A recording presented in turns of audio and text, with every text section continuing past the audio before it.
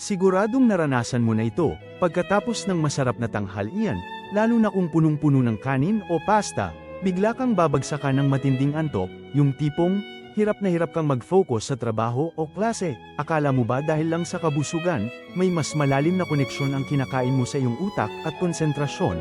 Ano kaya ang sikreto sa likod nito?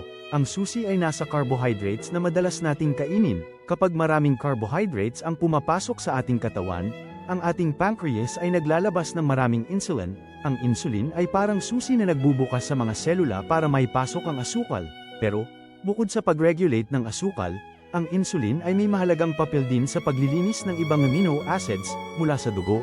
Maliban sa tryptophan, dahil sa pagbaba ng iba pang amino acid sa dugo, mas madaling makatawid ang tryptophan sa blood-brain barrier, papunta sa ating utak. Sa loob ng utak, ang tryptophan ay nagiging serotonin, na siyang nagiging sanhi ng pakiramdam na pagkaantok at pagiging relax.